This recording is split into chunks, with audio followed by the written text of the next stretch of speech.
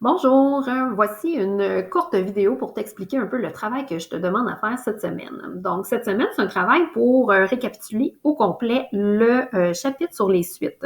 Donc, je te demande de créer ton propre problème de suite. Je te donne un canevas, donc c'est pour t'aider à faire ta démarche au complet. Tu peux le remplir directement à l'ordinateur ou si tu préfères le faire papier, prendre des photos, insérer tes photos, ça ne me dérange pas tant que toutes les étapes sont respectées. Donc, je t'explique celle-ci. Premièrement, première étape, je veux que tu y donnes un nom à ton problème et que tu inscris ton nom.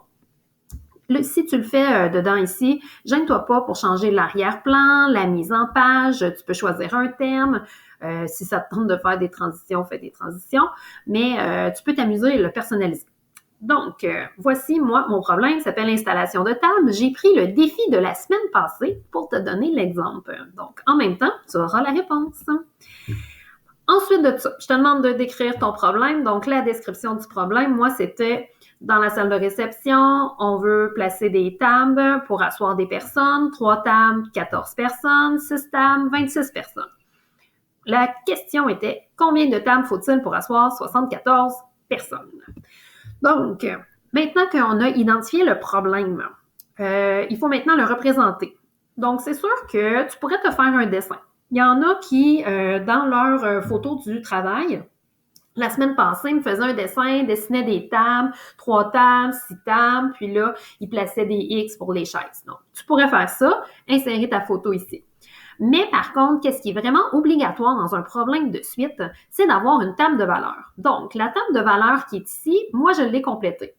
Premièrement, il faut y donner un titre. Donc, qu'est-ce qu'on retrouve dans la table de valeur? Moi, je retrouve le nombre de personnes selon le nombre de tables. Premièrement, il faut que tu identifies ton rang. Le rang est toujours dans la colonne de gauche.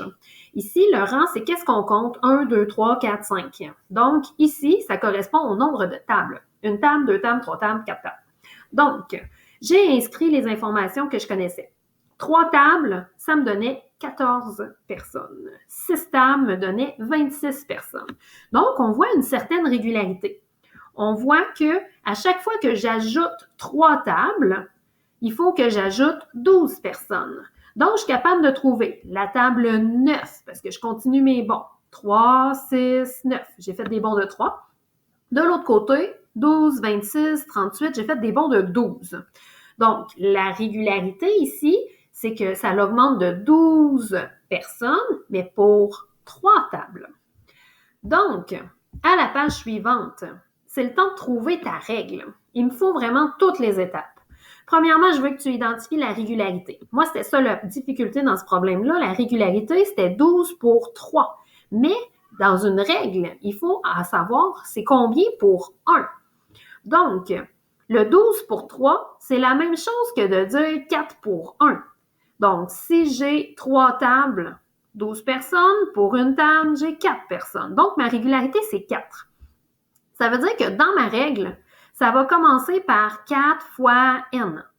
La régularité est toujours en avant du rang. Maintenant, pour trouver la valeur d'ajustement, il faut que tu fasses des essais avec des données que tu connais déjà. Donc, moi, je sais que pour 14 personnes, j'ai besoin de 3 tables. Mais la régularité, c'est 4. Donc, je vais faire 4 fois 3, ça me donne 12. J'inscris ma réponse en dessous. Et là, il me manque combien? C'est combien mon ajustement? Donc, on voit ici que c'est 2 qu'il faut ajouter. Parce que 12 plus 2 me donne 14. J'ai pu faire aussi une opération inverse pour le trouver ou tu peux juste y aller comme ça par compréhension du problème. Donc, l'ajustement, c'est 2. Ça veut dire que ma règle, ça va être 4 fois n plus 2. Cette règle-là est importante parce que c'est avec ça qu'ensuite, on va être capable de répondre à la question.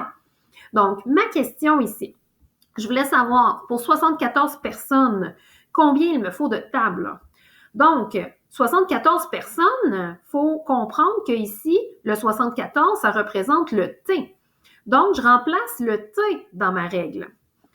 Ensuite, il faut que je fasse les opérations inverses pour trouver le N. J'ai fait moins 2 de chaque côté, ça me donne 72. J'ai ensuite divisé par 4 et ça me donne 18. Ça veut dire que 18, c'est le nombre de tables pour asseoir 74 personnes. Donc, c'était un exemple de problème que je veux que tu complètes et en même temps la réponse du défi de la semaine passée.